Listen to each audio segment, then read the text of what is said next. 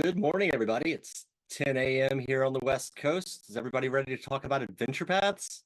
Yeah. All So I got my right. coffee.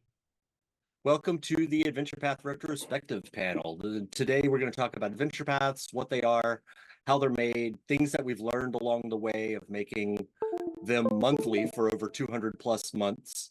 And first, let's get to know everybody here. I'm Adam Daigle. I'm Director of Game Development, and I lead the narrative team making some of the best adventures in the business. I'm going to go to James. I'm James Jacobs. I'm the creative director for the narrative team for Pathfinder. I'm John Compton. I'm a senior developer working on the adventure paths, so I've worked on Starfinder and organized play as well. And I'm Bill Fischer. I am a newish developer here at Paizo on the narrative team. All right, so what are adventure paths? One thing is that they started way back in something prior to even Pathfinder existing, and I'm going to get one of our longest standing members of the team to give a little bit of a throwback recap on that. Throwback. Yeah, we started doing adventure paths really back in Dungeon magazine when Paizo was initially spun off to publish the official D&D magazines and other magazines for Wizards of the Coast. I came into Paizo a year later after they founded the company, and we're already doing adventure path content. And just started doing adventure path content when I started. In fact, my first day, we were in a panic mode because we had to ship the third volume of Shackled City, and the cover wasn't in yet, and it was like 3 or 4 days away. So that came in like right down at the line. So that was a fun introduction to the hectic schedules of the magazine publication world. But yeah, so Dungeon started doing was actually kind of struggling at the time. It was trying to do different things, to get people interested and more compelling adventures, etc. And the adventure path really was like the secret weapon. People started buying every volume that had an adventure path in it, with the first one, Shackled City. And we would hear over and over again at conventions like, hey, do you buy Dungeon magazine? And because people would say, like, I love adventures. They say, yeah, but I only buy the ones with the adventure paths, and I'm more often than not. So by the time we finish with the original one, Shackled City, was very much like the first author writes one, and then they give it that turnover to the next author. They read it and write it the next one. So it was sort of a build as you go storyline. And when Eric Mona took over the magazine as the publishing editor in chief, he and I worked on Age of Worms and outlined that whole thing all at once, so that we had everything ready to go. Knew the whole thing that was going on. We're able to give all that information to the authors and get them working immediately. And the idea was to publish one in every volume, every issue.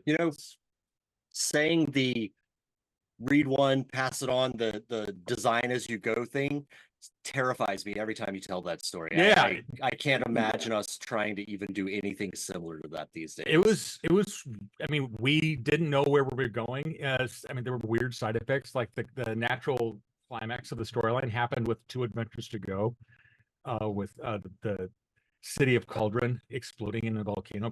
Spoilers, it's been over 20 years though, or 20 years or so I think it's probably okay. Anyway, so yeah, that was like the start of that. The term adventure path kind of predates even its use in the magazines. Like I think when 3rd edition first launched with Wizards of the Coast, they were talking about, we need a series of modules, standalone adventures that you could play, back to back to back, but they wouldn't be connected. But you could do that if you wanted. Like, you played Sunless Citadel, you could go on to Forge of Fury, and if you finished that one, you could go on to Speaker in Dreams, I think it was, all the way up to level 20. But that was even less organized as an adventure path, even though it was sort of behind in like the design room and all that, called an adventure path. It was never publicly really referred to that as much. And I think it was a combination of Chris Youngs and Chris Perkins, who were working together really strongly on Dungeon at that time, decided, let's just do a full campaign in Dungeon. They'd done like a 5-part storyline before in second edition D&D, I believe it was, set in the Forgotten Realms, and it was pretty popular. So it's like, well, let's just do an entire campaign. But I've always loved that sort of mode of play where you're doing an entire storyline from the first level all the way up to as high as you can go. And it's the type of gameplay that I'd always run when I was a kid, doing campaigns. A lot of those have been like Rise of the Runelords and Curse of the Crimson Throne have turned into Pathfinder adventure paths. But again, I was from the inside at Dungeon at that point as a someone creating them, and I really didn't get to have fun with the customer, like the anticipation of what's coming next. But Bill, I hear that you did have sort of a inside track to that. Yeah, I was a subscriber to Dungeon. I remember when the adventure paths started, and I was definitely like, I got all the Dungeon magazines, but I was definitely one of those people that really was excited about the idea of an adventure path, and like those were my favorite issues. And like there had been dungeon adventures that were like sequels, but they hadn't been planned from the start, like you were saying. Like it was never an intentional story. So like that was really exciting and really kind of an innovative thing to see. So yeah, that was very exciting. Yeah, I had a similar path to Bill. I was a Dungeon subscriber whenever the magazines went away and got the email of like, do you want to roll your subscription over this brand new Pathfinder thing? And I was like, well, these Paizo folks have been doing a pretty good job. Let's see what they got. And been at it ever since. Also, I want to let everyone know that we're going to be doing a Q&A here at the end. So get your questions in the chat. We've got somebody collecting them for us. Also, there's a post-panel discussion channel on the Discord that a few of us will be hanging out in after this as well. So now that we've covered a little bit of the history of it, let's talk about adventure paths and like how they get made. One of the biggest challenges is that they are a monthly product, but it takes far longer than a month to actually produce one of these things. So we have to stay on top of things. If we run into problems, we've got to scramble to fix them so we can hit that every single month deadline. So John, do you want to talk a little bit about that? Sure. And I mean, when it comes to how are they made, I guess the first thing I can say is we send out an outline now. We don't just pass one manuscript to the next author. I think this is my first time hearing about that part. Yeah, so basically behind the scenes, we as the narrative team, there's a little subsection of us for the adventure path planning. And we'll sort of gather, like 18 months in advance of when an AP is likely to be coming out, sometimes more. And we'll start to pitch around ideas of what are some of the adventure path possibilities that we might do. And that can be a time when, some of us will bring out like 4, 6, 12 of our various little like adventure path idea babies. And then we watch as the team very constructively says, I don't think half of these will ever see the light of day. But it's an important part of the brainstorming and pitch process. And a part of that is also like, what's going on in our setting? What is coming out in our hardcover line? What is happening in org play? Things like that. So we can start to build some connections as well. We can look for some strategic possibilities, goals to meet, things like that. So, hey, there's a War of Immortals coming up. We start talking about what sorts of things could we do to play with that rule set, that event. What do we want our narrative team to be contributing, changing, or the like during that time? That all gets turned into saying, okay, well, the next slot is going to be you, John. You're going to be doing a 3-part AP. We like that idea. Make an outline, and then there's a large outlining process as we make a detailed summary of here's all the background information. Here's every resource that authors should be having access to. Here are the important like tonal changes that we are trying to take into account for this thing. So for example, like Triumph of the Tusk had a like 1.5 pages of what have orcs been, what are orcs now, what do we want orcs to be like, what themes are we playing with and not playing with in the course of this adventure path in order to meet those thematic goals. Things like that. But then there's a very detailed summary of like how every single one of the volumes is supposed to go and how that plays into the bigger whole, what all the back matter articles are. It's a very detailed document, and if I think about like some of the ones I've done, a 3-volume adventure path ends up being like a 50-page Word document. So how's their production changed over time? It's partly just a matter of like adding in more detail, more tools for some of our authors. A lot of our adventure path outlines have kind of a copy pasted thing that gets put from outline to outline of like 5 pages of author advice, recommendations, do's and don'ts, be sure to's sorts of stuff. And a bunch of that has come from us learning over the course of the past, almost 20 years or so. And so it's like, oh, we want to make sure that that thing doesn't happen again. Let's put some advice in. Some very gentle advice that doesn't involve us throwing anybody under a bus, but let's head this off before it happens again. One of the big things that has changed, though, over the course of creating adventure paths, especially over the past decade or so, is Paizo's also done a lot of experimentation with author communication and tools for that. And it varies by the developer, and sometimes it varies by the timeline.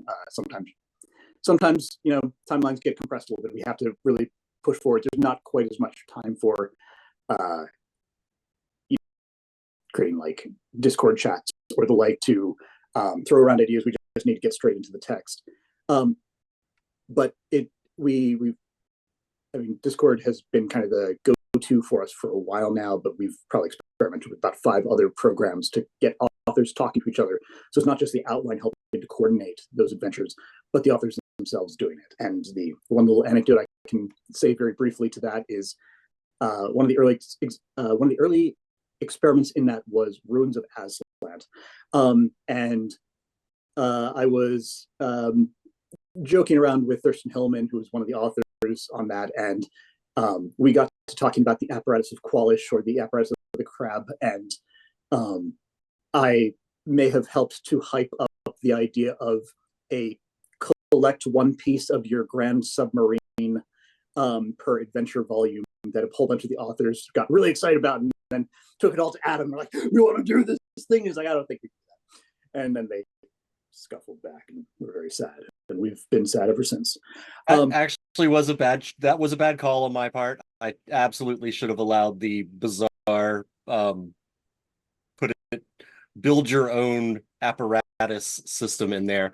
I was just terrified that I'd be able to actually adapt that kind of change so late in the game. And only 9 years later or so did we get Mechageddon and finally realize that's the thing. But the last part that I'll bring up is that when we're doing these APs, we're also looking toward what the end state is. Are we aiming to, like Hell's Rebels, overthrow local government? Are we looking to change the map in some way? Are we looking to remove one of the NPCs? Are we setting up some bigger organization for us to play with in the future? Stuff like that. The storylines implied endings not only help us to create our outlines, but they also have been this consideration that we didn't have to consider up until about 6 years ago, because every adventure path, with little exceptions, were independent of each other, and their ramifications were ways that you could change your Golarion, your Lost Omen setting. But once we did second edition, we had to kind of consider, how do we want to move the timeline up? And that involved saying, okay, we're going to presume that this is the end state of this AP. This is how this AP ended, so that we can modify our setting and grow our setting. And now, as part of the AP outlining process, we're also considering those changes a lot more than we did before. And not quite to the same extent of like, hey, what if we have to do another timeline snap forward? But with the idea of, like, if we had to apply this change to Golarion, what would it look like? So yeah, speaking of like how things have evolved, we've also learned a few things over the years. One that I can definitely speak to involves the Well, it involves a few things. It involves the change from 6-part adventure paths down to 3 that allows us to tell more stories, but also some of the pitfalls that you can run into with that. Like one of the things, like being able to tell more than 2 stories a year is something that we really enjoy about having 3-parters. But when we had 6 and we set each of those in the same location with Hell's Rebels and Hell's Vengeance, that was an entire year of Cheliax. So anybody who wasn't really that into Cheliax were basically kind of like left out for an entire year of our adventures.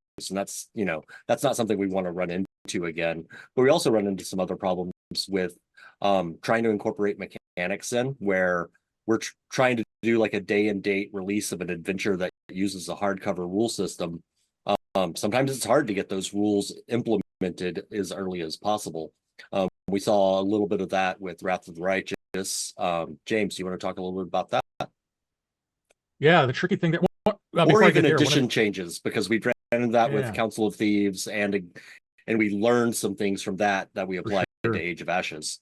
One extra thing before I get to there with Hell's Rebels and Hell's Vengeance is we had this idea of like, let's do 2 adventure paths in the same region, overlapping in time at the same time.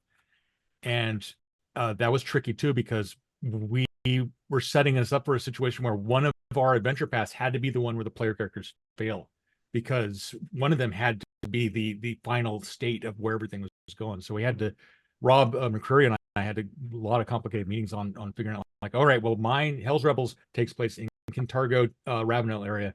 It's only contained in that area and it doesn't really do anything else. And then your adventure, Hell's Vengeance, that covers the rest of Cheliax, and we just don't cross the wires there. And by doing that, we managed to pull it off in a way, I think, that makes both of those adventures feel like they're individual triumphs for good guys and bad guys.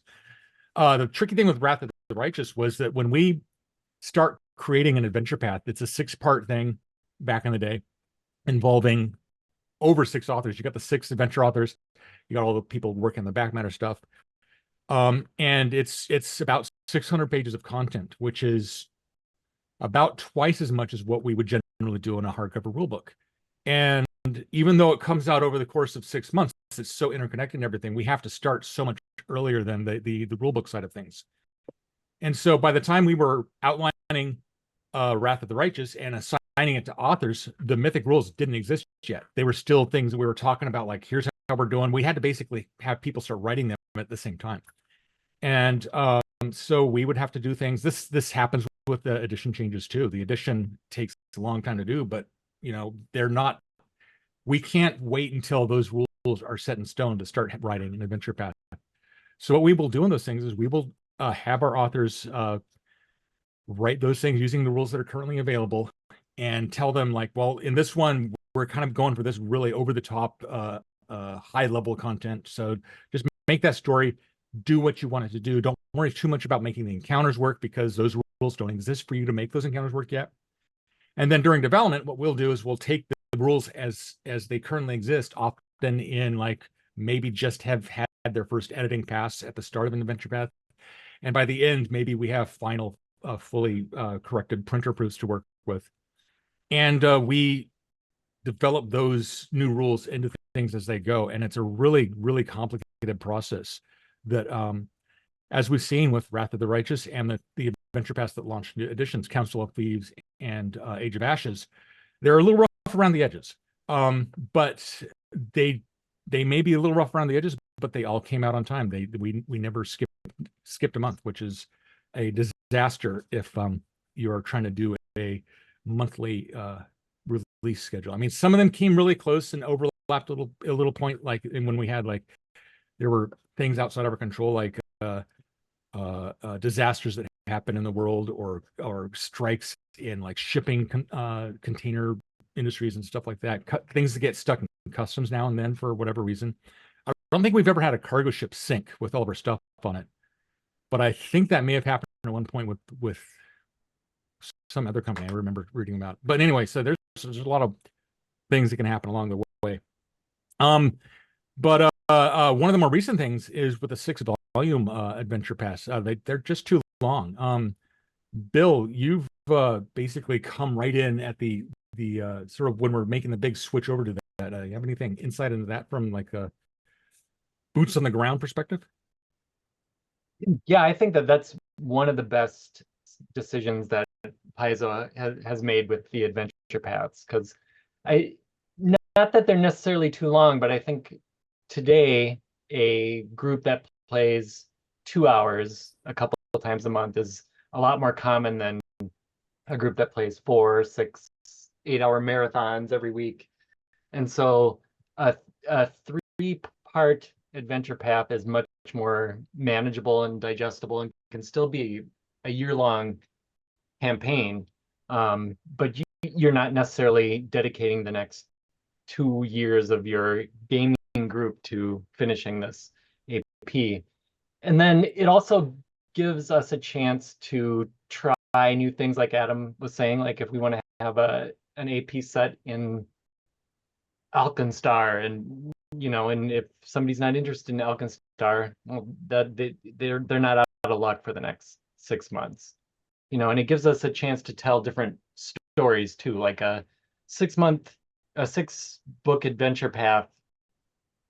It doesn't necessarily mean that you have to have this world-spanning save the world adventure, but it certainly pushes you in that direction. And a 3-part AP can be, just save the village, or we're just gonna be fighting the Thieves Guild in this city. So, and it doesn't mean that we can't do different length adventure paths too, like Season of Ghosts, or a 6-part adventure path sometime down the line. But having that flexibility is a great idea, I think. All right, so we talked a little bit about the history and how it's made. Let's jump all the way to the forward and talk about our recent APs that are out. And we've also got a special announcement of what's on the way. So starting off, let's go to one of our more current ones and talk to John about Wardens of Wildwood. Yeah, so Wardens of Wildwood, I believe the first 2 volumes of this 3-part AP are out.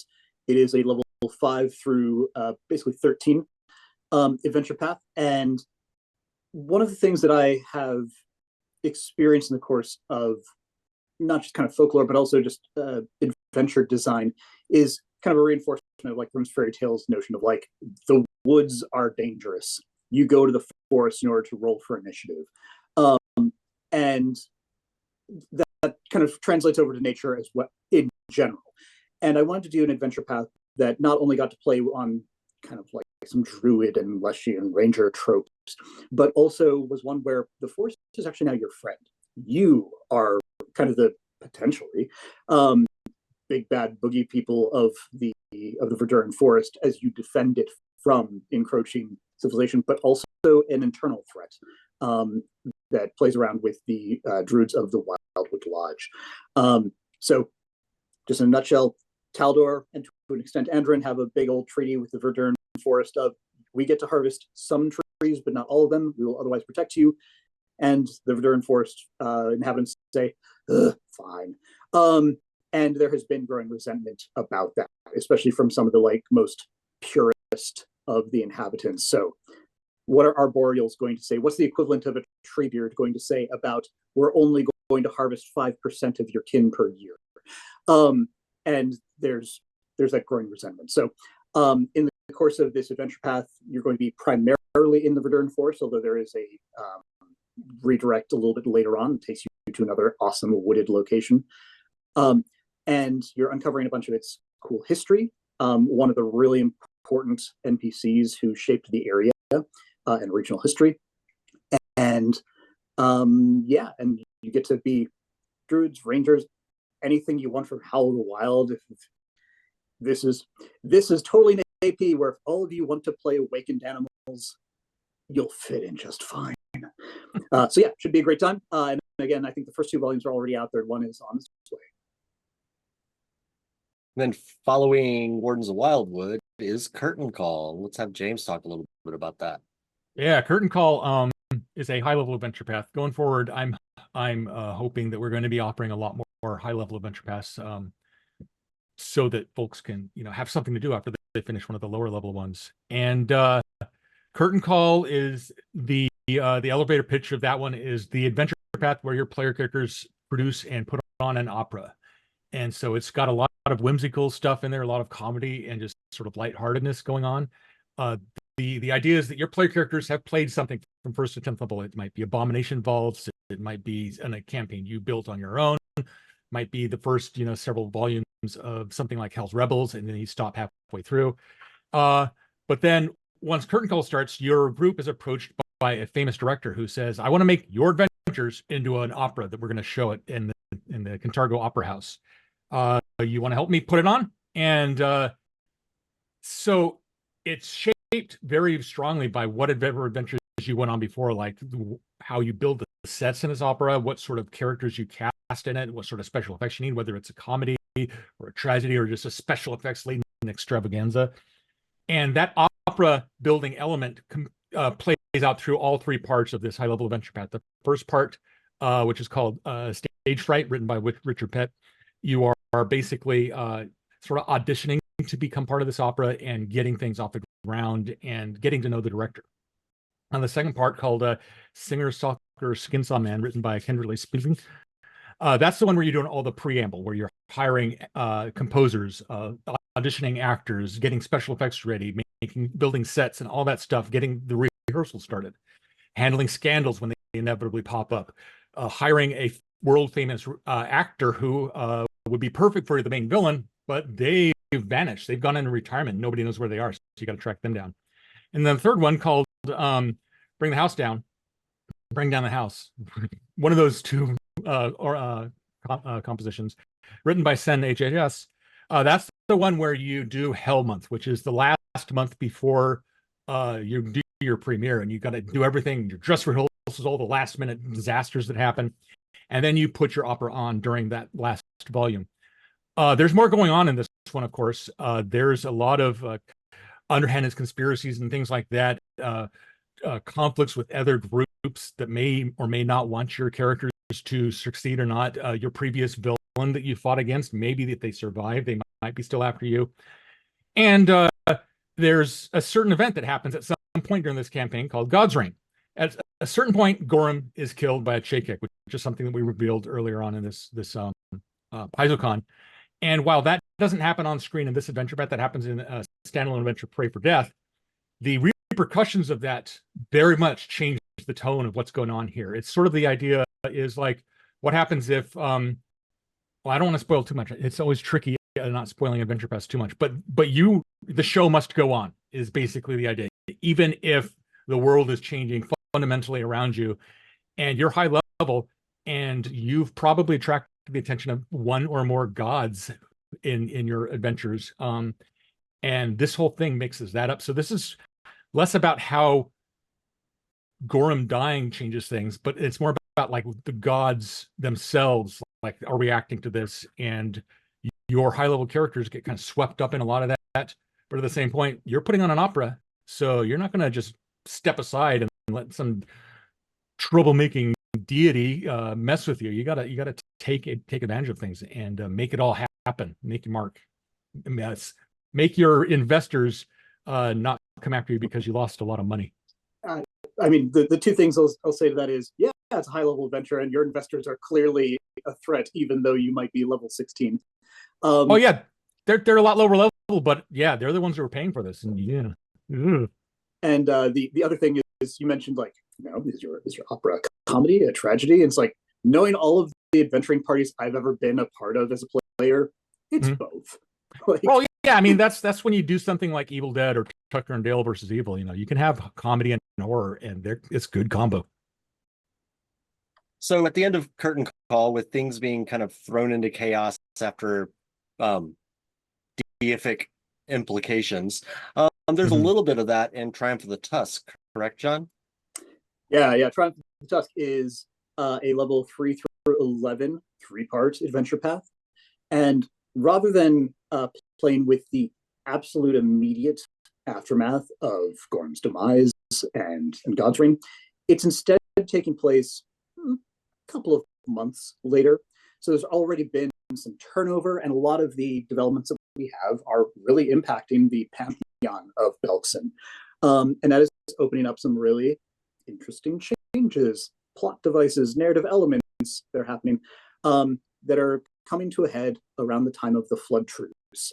Belkson basically is like, hey, look, we have about 9 months of the year where we run around, we do the orcs. It's pretty dry and badlandsy in Belkson. But for about 3 months or so, there's a whole bunch of seasonal rain, meltwater, stuff like that, that floods a large part of the nation. And that's the Flood Truce. It's where basically most fighting is taboo. It's a time to meet up and have a good time. And Belkson's current leader, Ardex the Whitehair, is really gung-ho about opening up Belkson more to the wider world, trying to do the equivalent of like getting in foreign investment or tourism industry or whatever. He's not quite literally that, but that idea. And so he's holding this thing called the Torrent Moot, which is inviting all these world leaders to check out Belkson, see it when it's at its most beautiful and green.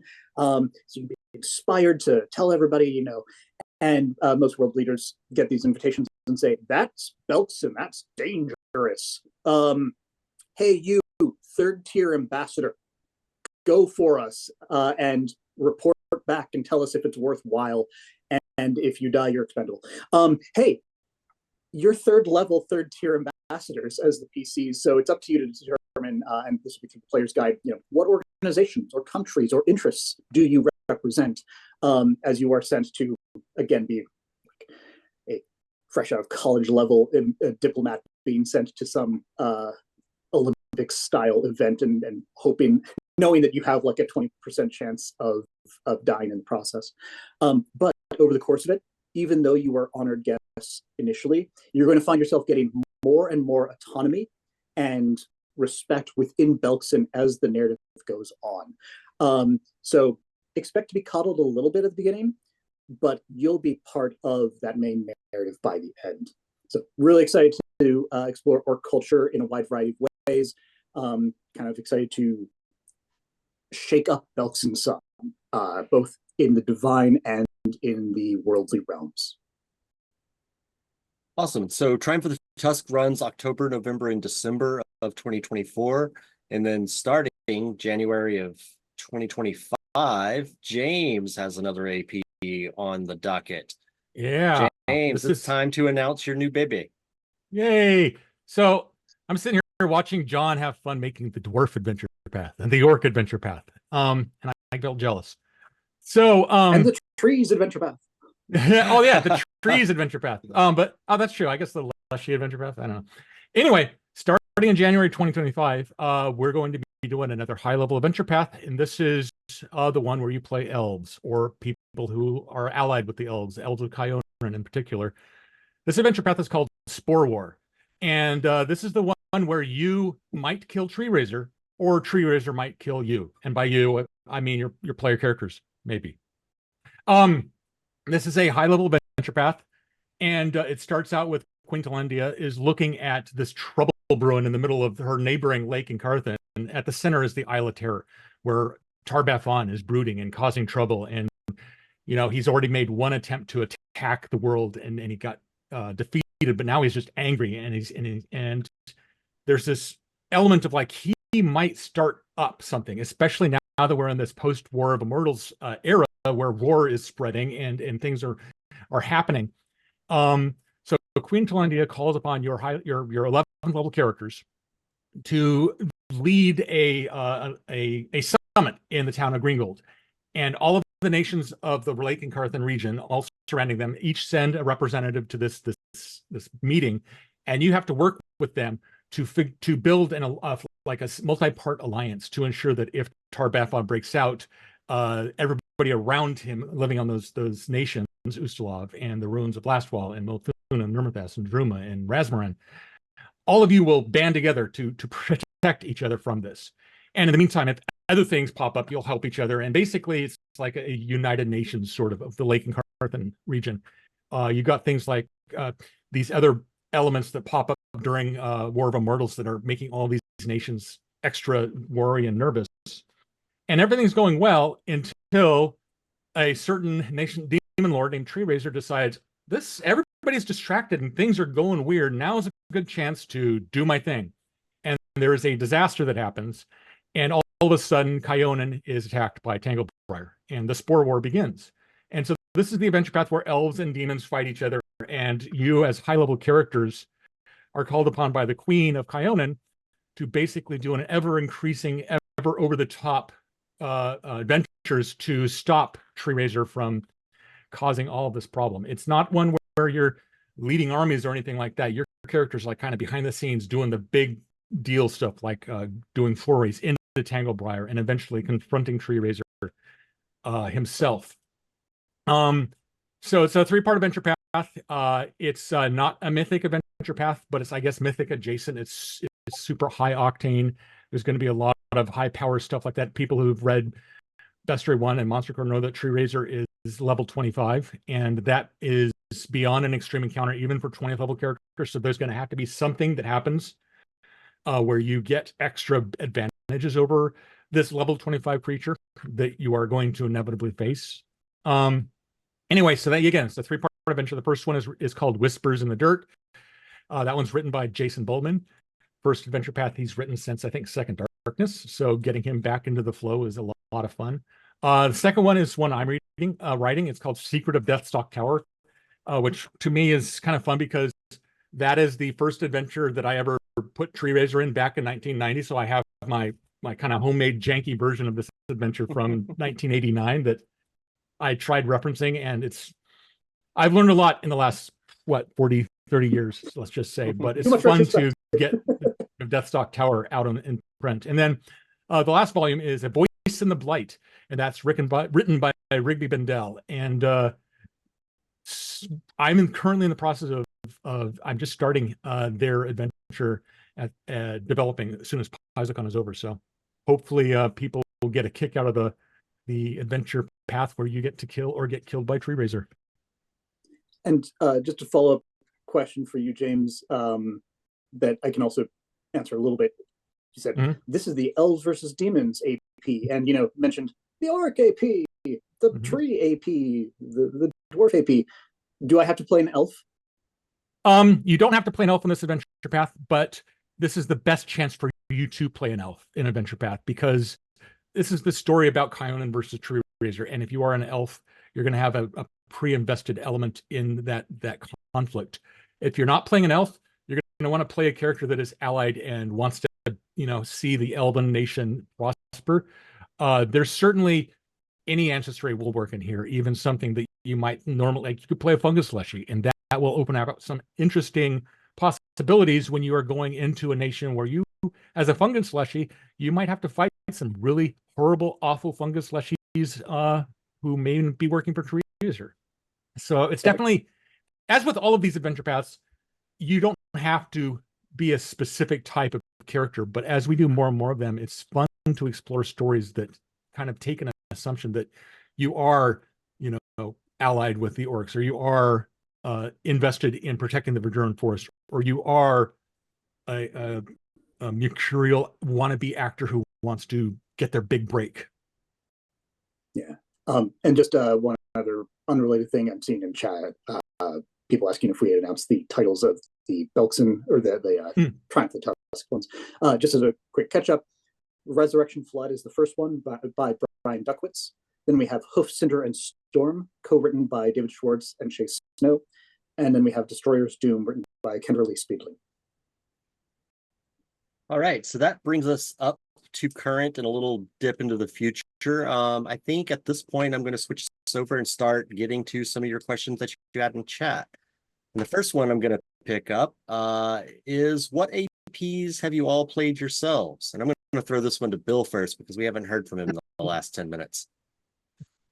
Put you on the spot. I am usually the GM for my group. So, I don't think there's an AP that I haven't Frankenstein monstered something out of. My group has been to Cauldron, and we use stuff from Savage Tide for when we were doing our our pirate campaign, or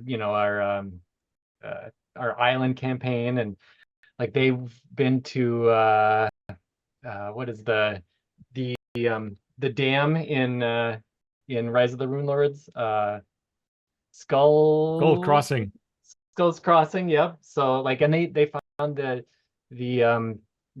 starship in Iron Gods. Like so like I've used so much out of every AP, like at least a map or a you know a dungeon, or use one of the books and morph it that way. So like that's really how I interact with APs. So And for myself, I ran Rise of the Rune Lords for my group back in Texas before I moved out here. Ended up playing in Council of Thieves, where my homeless busker bard ended up becoming the mayor of West Crown. And then once we were at the office, we had a Skull and Shackles and a Mummy's Mask campaign that both of those never finished. PPKs. Yeah. All right. What about you, John? I have played the entirety of Legacy of Fire, Kingmaker, Council of Thieves, and Mummy's Mask. And then I've been a part of several never finished of Wrath the Righteous several times over. And I want to say a couple other ones. But the never finished are certainly one of the things that one of many voices that helped to shape the move toward 3-part APs. Because 6-part APs, who even can anymore? All right, James, you got any? I know Oh, you've yeah. been behind the screen making a lot of these, but The latest one that I actually played in was not a Paizo adventure path. It was Legendary Planets, Legendary Planet adventure path that Jason Nelson ran, and that one had been going on for like 5+ years as a first edition Pathfinder mythic adventure. We just finished. That was my first in-person game since before the pandemic started, so that was a lot of fun playing the final session of that a couple of Saturdays ago. I've played like Adam was saying, Mummy's Mask and Kingmaker and a couple others. Rob McCreary has started and ended up TPKing us or getting distracted and starting a new one. He's good at that. I think the last one that I ran for people after it was published was probably Serpent Skull. But a lot of the adventure paths, I like building adventure paths and calling, like kind of like Bill, you were saying, like taking bits and pieces of other stories and building them together. And a lot of those over the years, I've turned into outlines and had become actual adventure paths, like Rise of the Rune Lords, Curse of the Crimson Skull, Serpent Skull, Curse of the Crimson Throne, Serpent Skull. Most recently, of course, Seven Dunes for Sandpoint, which was an adventure path I ran for a lot of the folks here at Paizo. It was the first Pathfinder RPG game I think campaign ever played, because we started as a playtest for the Pathfinder RPG system. So yeah, it's definitely something that you want to, if you're going to be doing an adventure path job, playing adventure paths is kind of a job requirement. all right. The next question I'm going to pick up here is how do you make cohesive APs when each part is written by a different author? Either of y'all want to grab that? Part of our job as developers is to, in the course of developing or dev editing, basically, is to take whatever manuscripts were provided and not only clean them up and enhance them, but also stitch them together. So chapter to chapter, but also if I'm developing part 2, I am making sure that it's connecting properly to the first volume, and I'm making sure that it's setting up for exactly where the third volume is going to pick up. I'm looking to what the various NPCs are that were mentioned in volume 1, and seeing if, hey, maybe I need to revise one of the scenes in the second volume to give that NPC some more stage time, so that way we can have some more long-standing characters that the PCs are making contact with and interacting with. So that is, a lot of it is on the developer, but part of those like Discord sort of little temporary communities that we build for our authors sometimes can also be a way for them to say, hey, I'm author of volume 2. I really want to have a quirky academic show up. Is one of those showing up in either of your volumes? Speaking to the other authors, and one of them might say, oh, I was doing my NPC list for this influence party, but I can totally include quirky academic. What do you need him to do?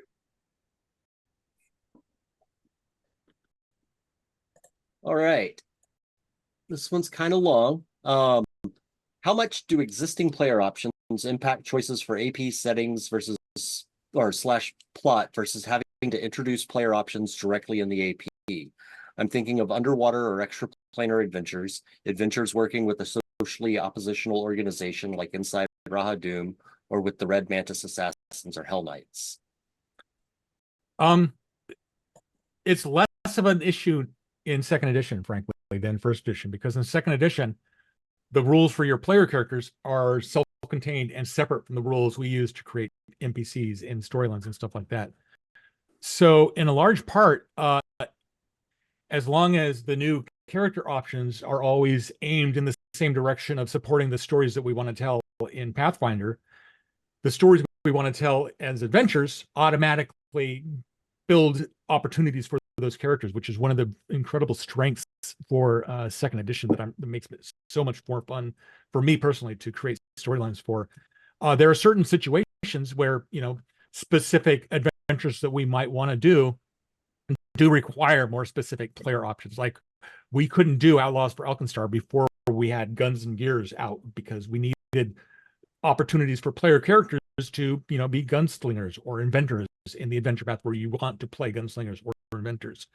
The mythic rules coming up are another good example. If you want to do something where you really go over the top and do a mythic storyline, we need those rules first. And then once those are out, what we generally want to do is let those rules come out so that we, as the writers and designers of the adventure paths, are more familiar with them and how they work. So, and it goes the other direction too. Like sometimes we will do a storyline that requires some new rules, and that can spawn rule books. And that's basically what happened with Iron Gods back in the day. I wanted to do the adventure path where you go fight robots and get laser guns. So I wrote the technology guide and got all of that together basically to get Iron Gods off the ground, and that turned into Starfinder. And also our back matter articles in our adventure paths are another way of doing that support, especially the first volume can be a big one for saying, hey, we're doing this Raha Doom adventure path, let's say. And volume 1, the back of it might have a, hidden priest archetype or something like that. So we give the GM a lot of tools, but sometimes we also try to provide those tools directly into our APs so that the players can easily pick them up and incorporate them. Yeah, the one time that I ran into this for sure was for Ruins of Aslant, because I knew that I wanted at least one volume that was almost entirely underwater. But then I wanted to, I guess, dip their toe into the water starting at low level and going up. So at the time, Mark Seifert was on the design team, and so I got him to design a whole lot of player options that would allow for, well, basically to keep PCs from just dying automatically in the second book the first time that they're forced to be underwater for longer than a minute. All right. Where should I take the next question?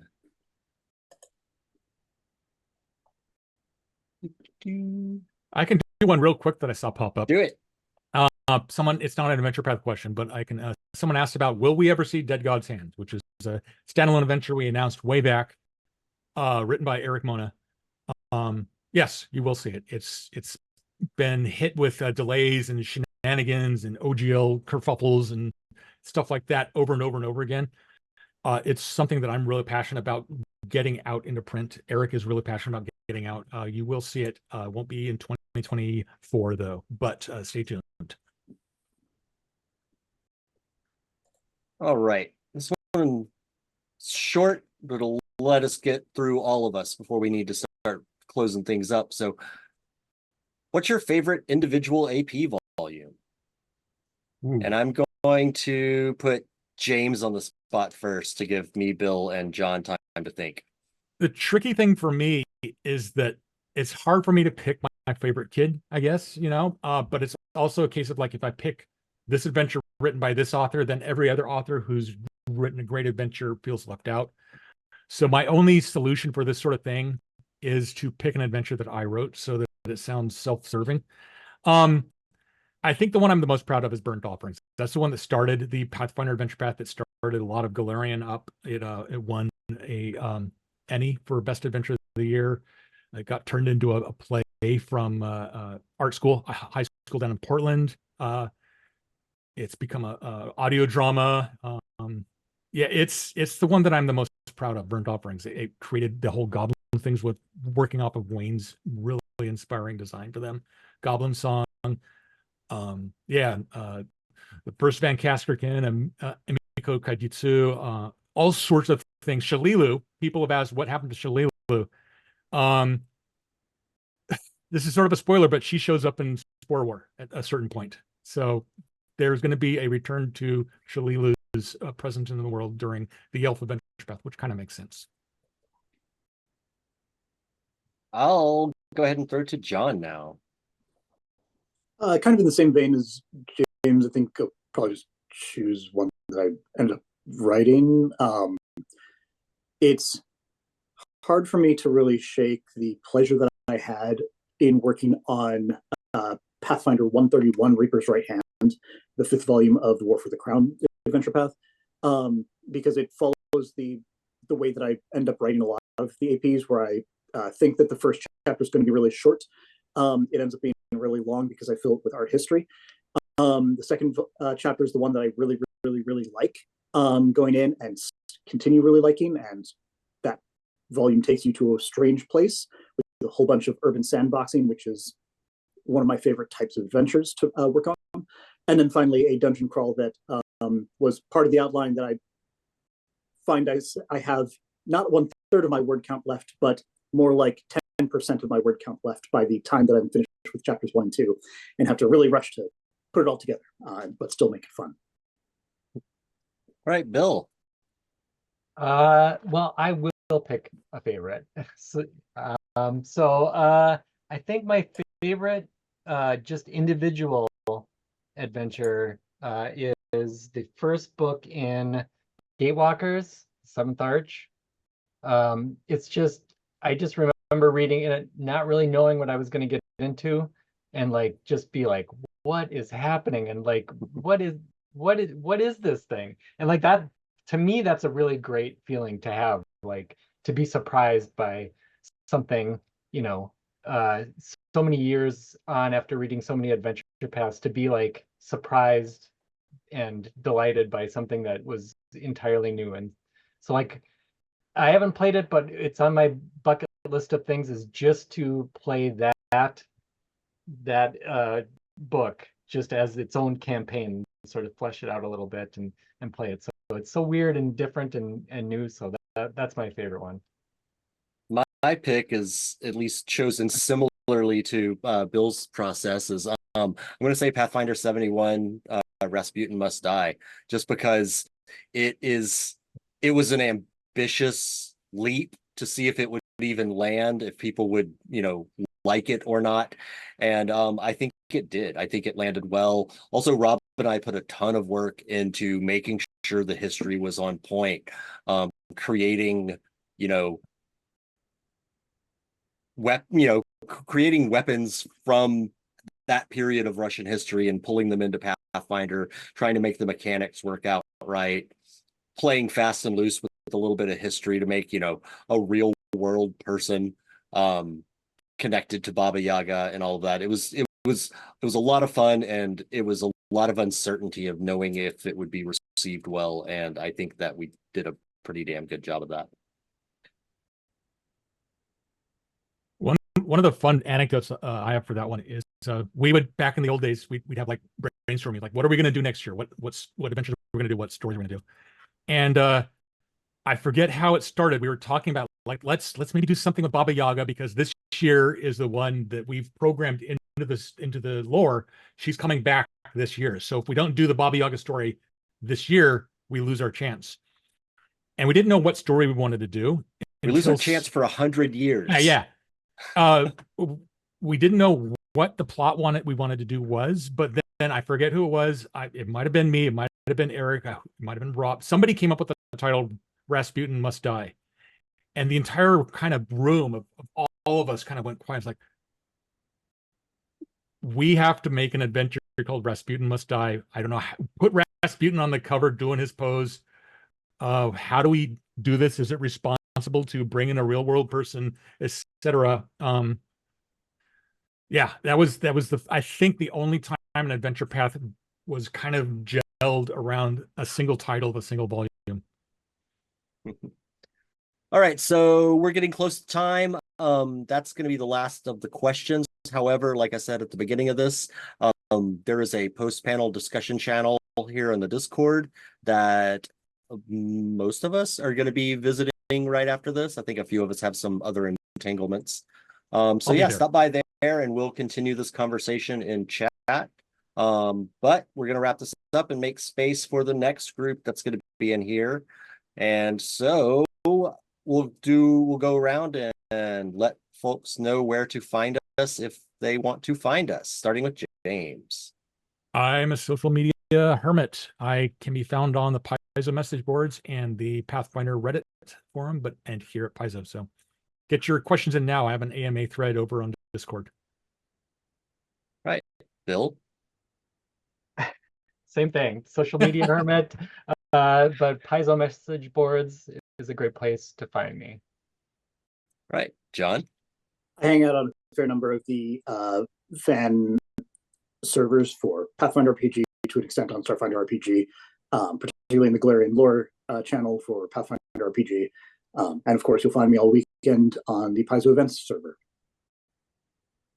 And my answer is here. I've got the AMA, and then otherwise you can find me at Daigle and a lot of the social media sites, although I don't check it that terribly often.